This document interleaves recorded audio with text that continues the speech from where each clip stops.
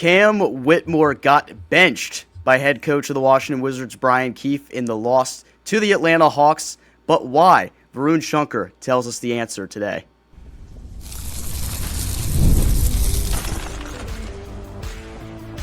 You are Locked On Wizards, your daily Washington Wizards podcast, part of the Locked On Podcast Network. Your team every day.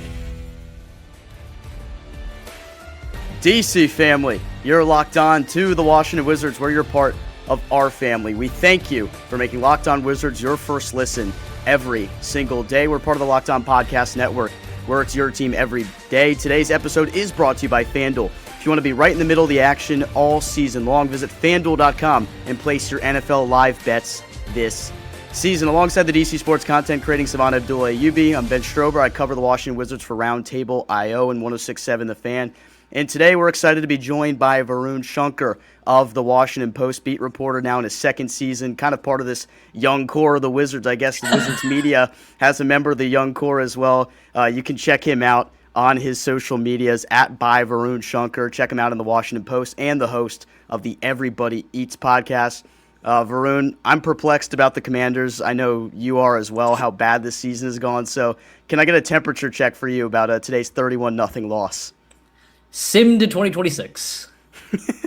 Well said, my friend.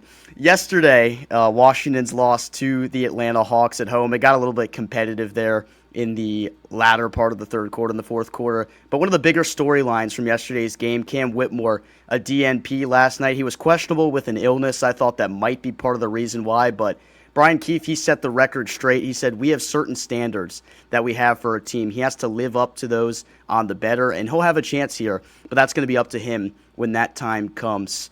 Varun, were you surprised to see Whitmore essentially benched in yesterday's game based on what you had seen in some previous matchups?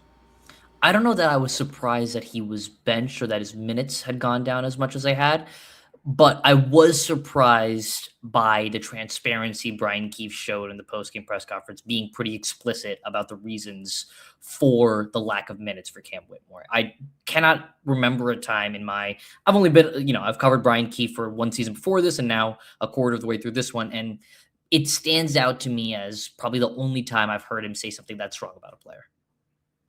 And Varun, do you think Wizards fans, because a lot of people going into the season thought Cam Whitmore was a guy that's going to find a home in DC, and early on it just didn't seem like that, and there were some games where he would get 5 minutes recently and then 18 minutes, and now as of the Hawks game, a DMP. What's like the stance? Because it's a whole roller coaster of emotion when it comes to the Cam Whitmore experiment, because he has a big fan club. There are some people out there thinking that he could be the best player on this roster at the end of the season. Whitmore is a player with undeniable talent. He was a first-round pick for this reason. He was a really good player at Villanova and someone who I think people had high expectations for when he came into their draft with Houston. But he has had these same issues throughout his career. I think the two biggest ones that I would point to are shot selection / his kind of passing vision, and then off-ball defense. And those were issues during his time in Houston. It was one of the reasons that he couldn't get consistent minutes, especially when they shifted from their rebuild to kind of the winning part of their time under Ime Udoka. And then when he came to DC, those remain questions, and they've remained things that he needs to work on so far this year. Varun did a really nice breakdown of Cam Whitmore and the benching that transpired yesterday. You go check out his breakdown of what exactly happened. There's a little film element to that's tied into it. Just breaking down through that, I know one of the things you highlighted was his transition defense, maybe a lack of effort that we saw on some of those spurts in transition. Have you noticed that as a consistent thing for him throughout the season, or is that something that's developed over the last week that you've noticed? I think you could see sometimes with Cam just the waning and waxing of his energy during a game. And part of it is just that, he is such an explosive athlete that he doesn't always get into the greatest defensive stance all the time, and it doesn't matter, especially when he's on the weak side. And you could see that when he's engaged and when he's locked in, he is someone who could be a pretty impactful defender, someone who can read passing lanes and pick off passes and get deflections and steals and blocks. But you have to be locked in to do that, and he's not.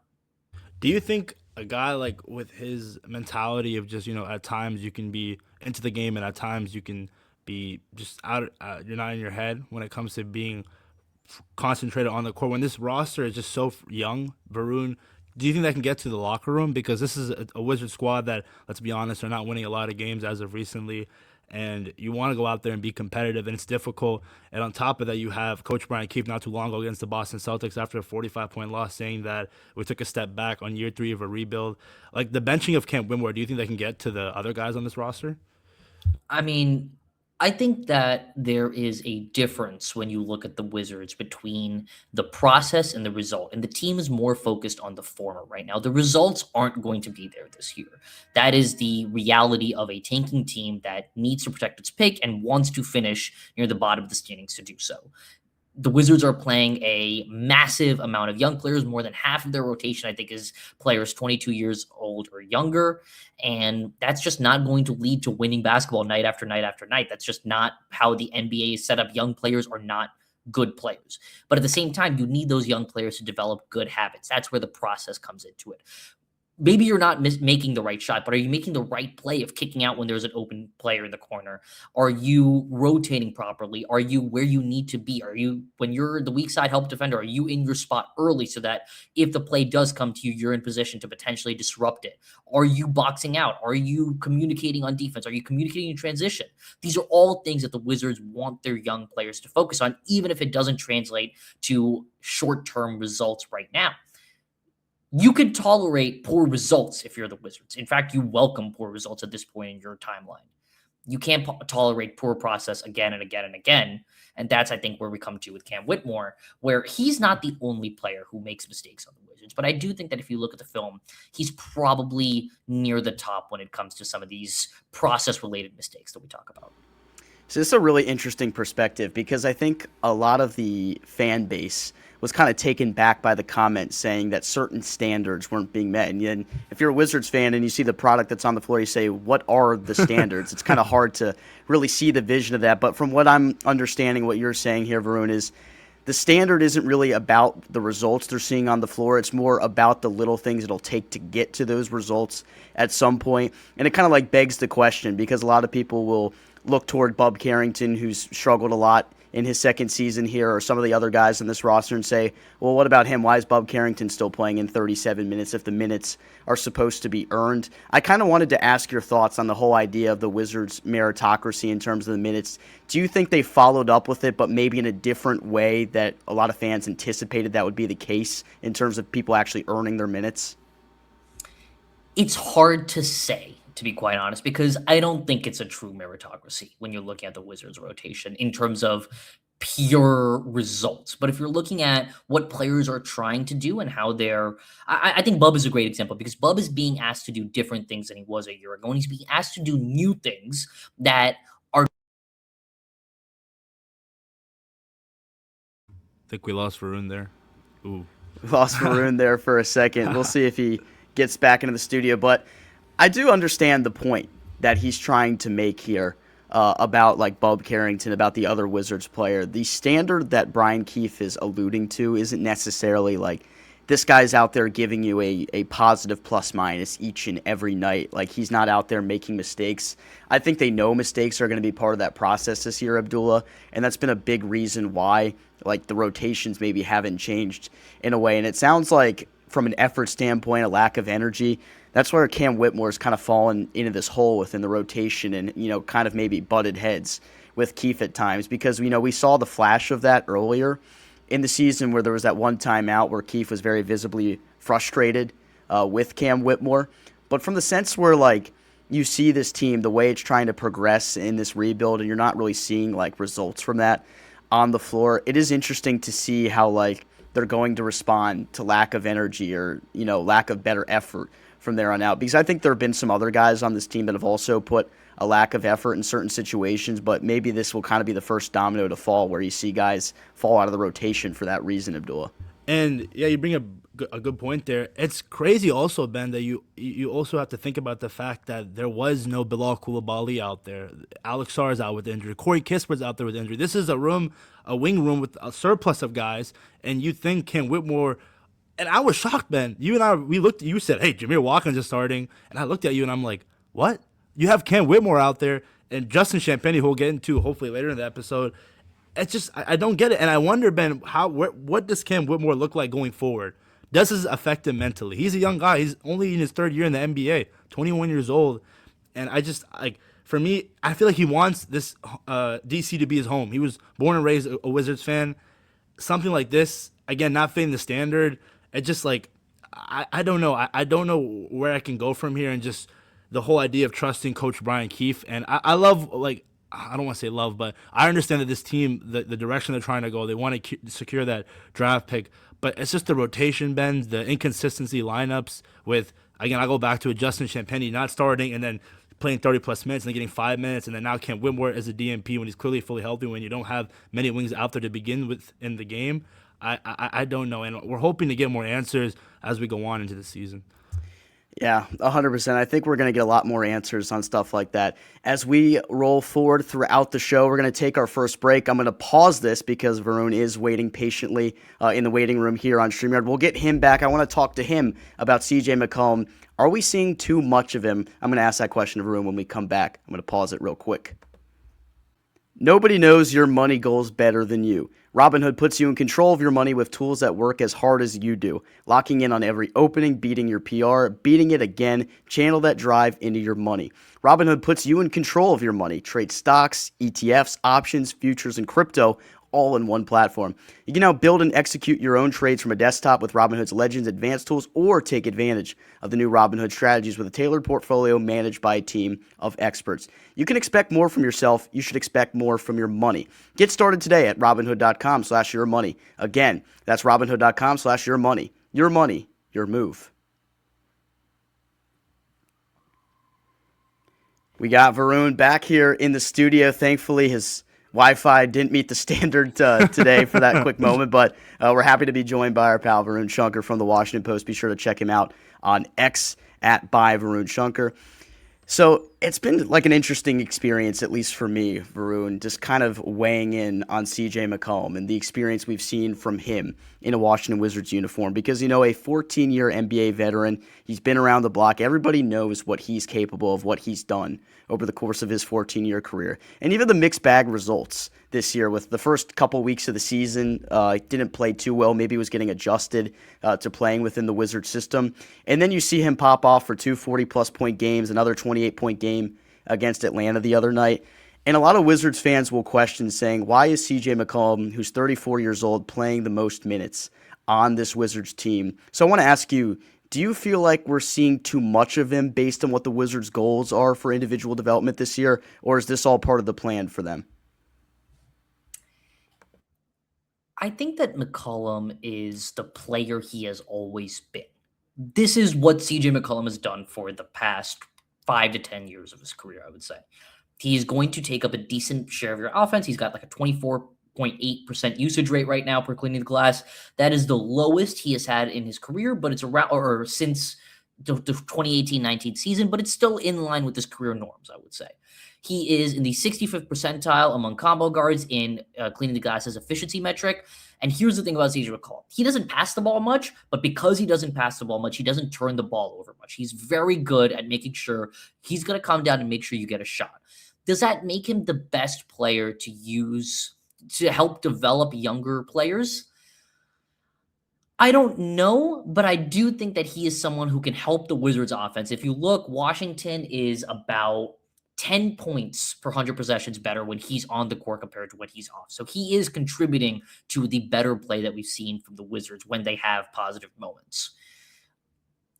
I think it's also helpful for him to carry a heavy burden on offense, if only because it lets players like Keyshawn George, like Bub Carrington, like Alex Sarr, A, not be the top focus on the scouting report for other teams, and B, just not have to carry so much of an offensive burden night after night when they're still trying to figure out where they fit in the league. I don't think Keyshawn George at his peak is going to be someone who's commanding this much offense as he is right now. But he has to because of where the Wizards are in their timeline. But this is having CJ around kind of lightens the load for that. And I do think that if you look at him compared to Jordan Poole last season, Poole was a little better as a passer than McCollum is, but I don't think the gap is as big as people think it is. Yeah, it's kind of funny that you mentioned he doesn't turn the ball over much. The recent game against Atlanta, he did have 6 turnovers, so we're hoping that that's an outlier. And like you It mentioned, absolutely is. He is in the 89th percentile among combo guards in turnover rate. That is something that has been a strength of his throughout his career. He was at 89th percentile this year, 91st a year before that, 81st a year before that, 61st a year before that. So, like, this is a consistent strength of his that, again, he's not going to pass the ball much, but he's going to make sure you get a shot up. and Varun, right now, as we've seen, like these 20 plus games in CJ McCollum's career as a Wizard, his trade value. A lot of Yeah. people are assuming that post trade deadline he will not be on this team. Do you think they could net a first rounder for CJ McCollum right now? I don't think that the first rounder they get will be because of McCollum alone, but I do think that because he is an expiring salary, he carries a big number, about 30 million. So the Wizards will probably need to take in some money to make the deal work for the other team. And if the Wizards take on a multi-year commitment with that salary, that could make the deal enticing enough where they do get a first round pick. Think about what they were able to do last year when they flipped Marvin Bagley and Johnny Davis to the Memphis Grizzlies in exchange for Marcus Smart's 2 years left of salary. That got them a first round pick that ended up being Will Riley. It was a lottery protected first, and Memphis made the playoffs, so it didn't end up mattering. It's interesting that you talk about the salary dump aspect because obviously I think that's going to be the number one determinant in how this deal can get done with CJ McCollum. Could you see the Wizards maybe bringing in a player on a multi-year deal because of this trade, but actually have them be part of their timeline in some route, like as a contributor? Like, what if they bring in someone who can actually help them out at the point guard position for the next year or two in a multi-year deal? Because we know that the lack of point guard on the roster has been a big hinder to their offensive play this year. Could you see something like that? I mean, sure, yeah. I mean, I think you look at the McCollum Poole deal, that was one that netted them a player who has now become a useful piece in CJ McCollum. The same thing is true with the Chris Middleton deal, right? And so these are players who have become part of it. I don't think that you're going to be getting a wildly positive player with the pick, or at least a wildly positive player compared to their salary, because the Wizards will want to potentially take on bad salary in exchange for getting that first round pick. I don't know, Varun, can you sense the frustration when it comes down to, for example, that loss against Boston or even Atlanta where CJ McCollum has 20 plus points, Chris Middleton contributes, but those are the guys taking a lot of those shots? Because I always talk about how the fact that it would be a good silver lining that the young guys go out there and give you some efficiency or just even attempt those shots. And I understand you also want to maximize the trade value of those vets. Like, how difficult is it to balance that, of the idea of like maximizing the trade value, but also maximizing development for these young guys? I mean, I think it's a balance, but you see a lot of people online talk about why are McCollum and Middleton playing at all, right? And I think it's tempting when you have a rebuilding team to just see all the young pieces out there. Like, it's very tempting to want to see the Bub Carrington, Trey Johnson, Keyshawn George, Bilal Koulibaly, Alex Sarr lineup, or maybe slot Will Riley in at his position, maybe get AJ Johnson in there, right? Young players are not productive NBA players. They are not good NBA players. And when you have all of them out there together, sometimes you're just playing really, really bad basketball. The Wizards are playing really bad basketball anyway, but I do think that if you take away those veterans, I mean, you saw McCollum's on-off splits. He's making the team better. And you talk about the usage or the where the share of the offense is going to. When you look at the usage rates, highest on the team is Sarr. Second is McCollum. Third is Tristan Vucevic. After that, Keyshawn George. Then you've got Cam Whitmore. Then you've got Chris Middleton. And then Trey Johnson is tied with Middleton at 19.1 usage rate. So it's not like these guys are taking up like an absurd amount of the offense. They're taking up like a reasonable share of the offense. And there's also like locker room dynamics here. Like CJ McCollum and Chris Middleton are established NBA players. They are pros. You have to give them a certain share of the offense because they can also see that they're better than a lot of the players that the Wizards are running out there right now. And so you got to make sure that you're not entirely taking away from the idea of meritocracy when it comes to the offensive breakdown. I get that. And I think you bring up some good points about just the idea of how established these guys in their career and maybe how these young players have a lot of like respect for these players and what they bring to the table, and they understand in these situations that sometimes they're going to go out there and get these or get theirs, and that's just kind of part of the situation. One player that you brought up a couple minutes ago, Varun, was Will Riley. 2 career highs in the past week for him since you've seen him crack the rotation a little bit more due to all the attrition the Wizards have had in recent weeks. What have you made of the extended minutes you've seen from him? I like a lot of what I've seen with Will Riley, with the caveat that it's still really early. And the thing that has impressed me most about him is his ability to string moves together as an offensive player. And I would like to see more of him playing within the team context. This was something that I had questions about him coming out of the draft with Illinois, where you could see that he was a pretty effective one-on-one player, but how does he contribute to the rest of the offense? He reads the game pretty well, and I'm interested to see how his off-ball play develops as the year goes on. All right, let's take our second break. When we come back, final segment here with our guy Varun Shankar of the Washington Post. Just want to get a quick update about the Washington Wizards and all the injuries, how it's affected them this past week. NFL Sundays move fast. One big play, and suddenly everything feels different. That's what makes live betting with FanDuel so exciting. You're not just watching the game, you're reacting to it in real time. With FanDuel, you can place bets as the action unfolds. Every drive, every momentum swing, every highlight moment. Live betting is the best when the game starts to shift, a receiver gets hot, a defense tightens up, or the momentum flips after a turnover. FanDuel lets you jump into the action right then, right that moment. Live spreads and moneyline adjust instantly. Player props update as guys heat up. You can bet the next touchdown score, drive results, totals, whatever keeps you locked into the game. So if you want to be right in the middle of the action this season, visit FanDuel.com and place your NFL live bets all season long. FanDuel, the game moves fast, and so can you. It's honestly like crazy that we're talking about injuries because it's both of our teams, the Washington Wizards and Washington Commanders, getting affected by the injury bug. Before this current Wizard squad, Varun, Trey Johnson, we still don't have an update on him. A guy that I want to ask you about, and obviously he's injured right now, Corey Kispert, Varun. What's his future like? I know his trade value has been up as of recently with those 20-point plus performances in those games. How would you assess his future in DC because he also is on a friendly contract? I love Corey Kispert. Corey Kispert is, I think, one of the most underrated players on the Wizards. He is someone who has some weaknesses, but has consistently made himself better. He is not just a shooter. He can put the ball on the floor. He's a physical finisher. I think he would be an extremely valuable piece for a playoff team if the Wizards do choose to move him. But I think he's also someone that you like having around. He's a very good complementary player that can fit in no matter what lineups you put around him. And spacing is a valuable skill. Spacing with a decent amount of size of the wing is an extremely valuable skill. And it's something that allows him to play with a lot of different players and make all of them better. I think he might have the highest on-off splits on the team right now.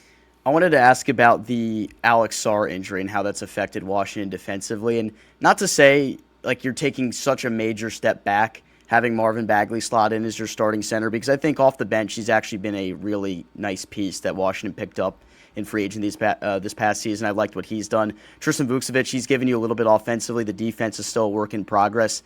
How badly are they missing Sarr as that anchor defensively, especially in the last week? A lot. I mean, the Wizards' defense allows about 7.5 points per 100 possessions less when Sarr is on the court compared to when he's off. And there are cascading effects downstream because he is someone who protects the rim and is becoming one of the better rim protectors in the league. The Wizards give up a lot of shots at the rim. And so you need to have someone up back there to clean it up. And Sarr has cleaned it up. And even if the defensive results don't look very good, they have looked a lot worse without Sarr. And I think you could see that he is covering up for a lot of mistakes that are happening in front of him. Yeah, I think Alex Sarr, Varun, a great sophomore year. I mean, you can't really ask for it. How it started last season, even before the regular season, the summer league, a lot of people were just so skeptical about him. And just offensively, the shot diet, you love to see it. I want to ask you, Varun, with the injuries in general, who do you expect Jameer Watkins and Will Riley to get more minutes? And obviously with the whole Cam Whitmore situation, we'll have to see how that pans out. How would you assess the rotations going forward? Cam will definitely re-enter the rotation at some point. Keefe said so, and he's going to get another chance. What he does with that chance is ultimately up to him, obviously. I think you'll see some time for Jameer Watkins. I think you'll see more time for Will Riley. I think that you'll probably see Watkins play a little bit more with the G League just because he's still on that two-way. I am very curious to see what happens with AJ Johnson as the year goes along. I was pretty surprised that he didn't get many minutes yesterday, especially with all the injuries the Wizards had. And yeah, I mean, you're going to start getting some of these guys back somewhat soon, I would say. I don't have exact timelines, but you've got almost a week gap between yesterday's game and then Friday's against the Cavaliers. Wouldn't surprise me if Sarr returned by then. Maybe Trey Johnson. That one's a little bit more questionable, but some of the other guys are probably a little further away. I wanted to bring up Trey Johnson with you because in the 15 games we saw him play, averaging around 5 3-point attempts per game, the way they were using him offensively was a lot different than I expected. And I know now they said that he was playing with this hip injury that kind of been plaguing him since his freshman season at Texas. It seemed like it was a lot of, let's see what Trey Johnson can do with the basketball in his hands. Let's see if he can get to a spot. And at times he was successful doing it. At times he struggled. When he comes back, and you anticipate that he'd be fully healthy when he comes back from recovering from the hip flexor thing, do you feel like they'll start to facilitate the offense around him a little bit more, kind of the way Charlotte does with Coulibaly? It's hard to say. I am curious. The way that Johnson was used before his injury was interesting because in my head, he seemed like someone you would use similar to how they use Kispert, running off pin downs, running off stagger actions, getting him shots and weaponizing his shooting as a way to open things up for other players. They didn't do that as much. But now here's a caveat. Some of what the Wizards do is set plays, but the majority of their offensive sets are read and react systems where they're principles where you recognize something and you move based off of it rather than Keefe drawing up a play on the play sheet. That's a way that a lot of offenses have shifted, I think, more in the NBA. You're seeing less set schemes for teams and more just principles that they work through. I wonder how much of Johnson's usage is where the coaching staff wants to put in, and then how much of it is how much he is acclimated to the offense and has an understanding of where he needs to be and is able to read those principles in real time. Yeah, and because this is the first time. Sorry, I didn't mean to cut you off. No, but this is one of the first times in his life where he's played off the ball. He played a lot on ball at Texas, same in high school, and so this is a different kind of role for him, playing off ball, coming off the bench. This is all new stuff. He was doing everything at Texas. Let's be for real, Varun. Mm-hmm. I want to ask you, just post trade deadline. We saw last season there were a lot of moves during that spurt. How would you describe and what do you think? Do you think this Wizards team is going to look different? After the deadline, yeah, I think you'll probably see someone get moved. I don't think you'll see both McCollum and Middleton get moved. My guess right now is that McCollum probably has a little bit more trade value if you canvass the league. I still don't know how much value that is. Small scoring guards are not exactly the most valuable archetype, but he shoots the ball really well, and that's something you can't take for granted. Down the roster, I'm not sure who else could get moved. I think Marvin Bagley and Johnny Davis were surprises to get moved last year, but that's also based on the deals the Wizards had coming in. So it's still pretty up in the air. We're still, a little bit away from the deadline. Before we get out of here, Varun, I'm going to break a big journalism practice rule that I know from Merrill College. Us two Merrill alum, I should know better than this, but I'm going to ask you two questions at once. Okay. One, the concerns with Bilal Koulibaly, who's now injured. He's missed over 10 games this season. How concerned are you going forward about him and his availability and what we've seen from him offensively? And then finally, before you get out of here, just give us maybe the top name that you've been watching in college basketball, who you think would fit best with the Wizards next season after the draft. I'll start with the college answer because I honestly haven't watched that much college. We're going to get to that later in the season. Yeah. Peterson looks excellent, and I think that what he brings as far as a lead guard who plays a lot with the ball in his hands, can get to the rim, can shoot the three, I think that's something that really fits what the Wizards need. They need a 1A to complement some of the players that they have on this roster. With Coulibaly, I'm not as concerned with the injuries as far as a question of his availability moving forward, because a lot of these have been contact injuries. You think about this one, he gets kind of tangled up with VJ Edgecombe as he's rising for a jump shot. The one in the summer in Eurobasket, his jersey got tangled with someone. Before that, I think he got undercut in Toronto, and that's what led to one of the injuries. And so a lot of these are contact-based injuries rather than, soft tissue ones. And so that gives me a little bit less apprehension, but I am concerned as far as this is a player who needs development. This is a player who came into the NBA extremely raw and remains so. He's still extremely young, and he needs minutes. He needs development to continue and get better at his game. And you're seeing some of the flashes, but you're not seeing enough. And part of that, I think, is he hasn't been able to get that much of a rhythm. One of the groupings I'm so excited to see as the season goes on is Alex Sarr, Keyshawn George, Bilal Koulibaly playing together. We haven't gotten to see that grouping that much this year, and it's one that I would like to see Coulibaly get more consistent minutes, and he's going to have a big role whenever he's healthy.